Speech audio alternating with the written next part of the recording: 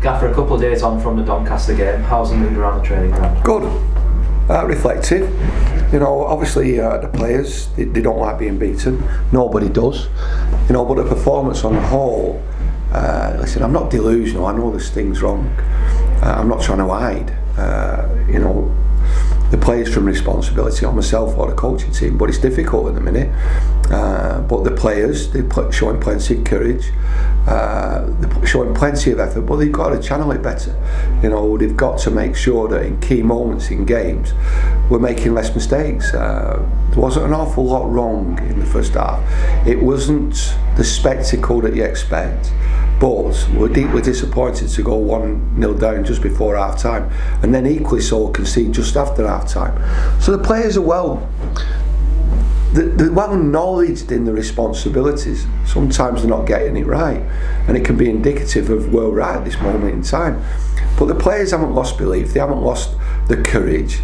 Now they've just got to make sure they channel their efforts, because they're good football players. But it's difficult. It's very difficult because they're only human. They look at the league table, they look at the points difference, they look at the results that we've just had. So they've got to find some sort of confidence somewhere, and we have to make sure that we are not heavy in criticism of them as a group. And I include myself, the staff, the players on each other, the supporters, because if we pile too much pressure, then pressure can either make a diamond or pressure can force you to fold, and we don't want the players to fold. Looking at the squad, a couple of players missed out on Tuesday's game, a couple came off during Tuesday's game with suspected injuries. How's the squad looking? Well, it's looking as it has done for most of the season since I've been at the club. A few in, a few out. So we want to try and get to a place where we've got continuity, consistency on just not the starting 11, so that they all know their jobs and they all know there's a rhythm and it's automatic.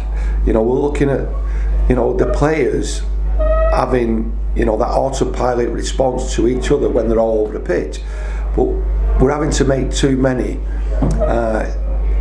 forced changes rather than, for example, Doncaster made 4 changes, but they were transitional, needed to make change to freshen it up, and they're coming in automatically knowing exactly what's going on.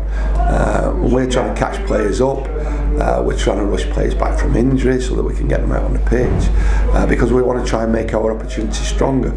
We don't want a severe hiding, we don't want that mental torture that we've had to experience as a football player and a manager twice this season. So it's important that there's a collective effort, a collective endeavour, that we all stay together and we make sure that we support the infrastructure and the future of this football club.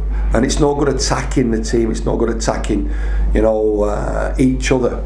It's important that we embrace going through this period together so that we can actually see the other side of this pain, which will be massive success, and the success will become automatic. There'll be a layering system where you can feed players in, bring players out, but trying to create pressure, negative pressure, will only service the opponents, and we don't want to do that. Saturday's opponents, Wycombe Wanderers, have defied odds somewhat this season. Many expected them to be in a relegation battle, but they're in fact in a challenge for promotion. What are you expecting from them this weekend? A continual challenge. They know exactly what they've been doing. Gareth Ainsworth has been the manager for the 6th/7th season.